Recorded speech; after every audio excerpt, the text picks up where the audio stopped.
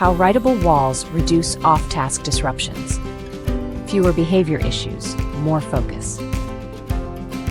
Handling disruptions during lessons via promoting active participation in class, giving instantaneous feedback, redirecting off-task behavior, handling ongoing behavior concerns.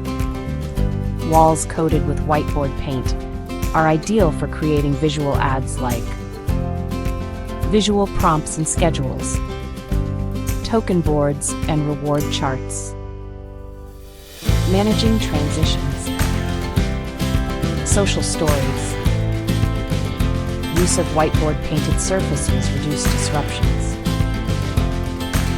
A study on collaborative classroom design found that giving students increased access to lesson content via physical tools like whiteboard walls and lapboards led to a 12 to 18% drop in disruptive behavior. Creating class guidelines. Collaborative rule writing involves learners in generating classroom rules and learning expectations. Behavioral contracts. Students are better, support, and participate in their lessons and class activities when they have a say in making the guidelines. Call us at 800-936-2159 and speak with a friendly coding specialist.